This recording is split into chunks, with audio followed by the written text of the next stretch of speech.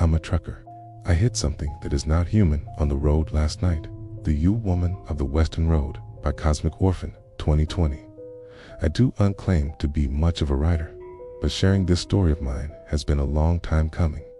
I used to be a lorry driver for a living, or if you're American, I used to be a trucker. For 14 years, I drove along the many motorways and through the busy cities of England. Well, more than a decade into the job, I finally had enough. Not of being a lorry driver per se, but being a lorry driver in England. The endless traffic and mind-crippling hours away from the wife just wasn't worth it anymore. Talking to the missus about this, she couldn't help but feel the same way, and so she suggested we finally look to moving abroad. Although living on a school teacher's and lorry driver's salary didn't leave us with many options, my wife then suggests we move to the neighboring Republic of Ireland. Having never been to the Emerald Isle myself, my wife reassured me that I'd love it there. After all, there's less cities, less people, and even less traffic. It's all well and good, love, but what would I do for work? I questioned her, more than skeptical to the idea. Lorry driver, love. She responds with quick condescension. Well, a year or so later, this idea of moving across the pond eventually became a reality. We had settled down in the southwest of Ireland in County Kerry, apparently considered by most to be the most beautiful part of the country. Having changed countries, but not professions, my wife taught children in the village, whereas I went back on the road, driving from Cork in the south up along the west coast and stopping just short of the Northern Irish border. As much as I hated being a lorry driver in England, the same cannot be said here. The traffic along the country roads was almost inexistent, and having only small towns as my drop-off points, I was on the road for no more than a day or two at a time, which was handy considering the missus and I were trying to start a family of our own. In all honesty, driving up and down the roads of the rugged West Coast was more of a luxury than anything else. On one side of the road, I had the endless green hills and mountains of the countryside, and on the other, the breathtaking Atlantic coastway. If I had to say anything bad about the job, it would have to be driving the western country roads at night. It's hard enough as a lorry driver having to navigate these dark, narrow roads which bend one way, then the other, but driving along them at night, something about it is very unsettling. If I had to put my finger on it, I'd say it has to do with something one of my colleagues said to me before my first haul. I won't give away his name, but I'll just call him Patrick, a seasoned lorry driver like myself. Cadre welcomed me to the company by giving me a stern but whimsical warning about driving the western counties at night. Be sure to keep your wits about you, Jamie boy. Things here aren't what they always seem to be. Keep your eyes on the road at all times, I tell you, and you'll be grand. Few months into the job, and things couldn't have been going better.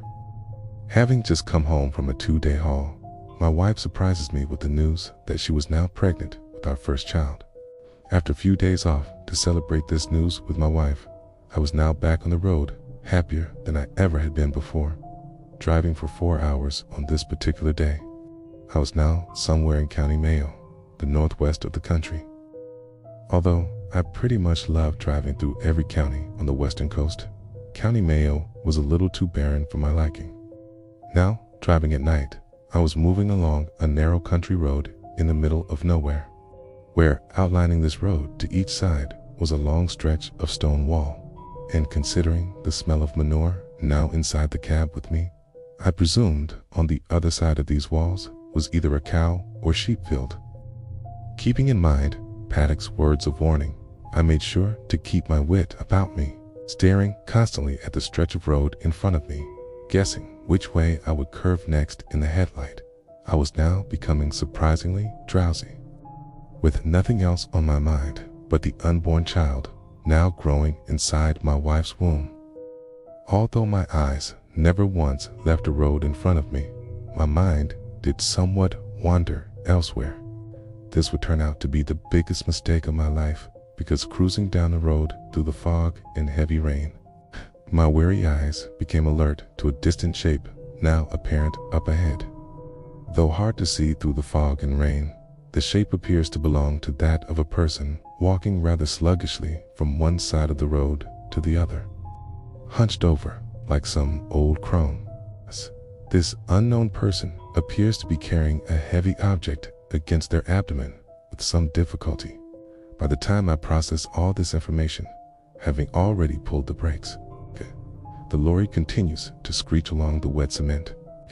And to my distress, the person on the road does not move or duck out of the way until, feeling a vibrating thud inside the cab, the unknown person crashes into the front of the vehicle's unit, or more precisely, the unit crashes into them.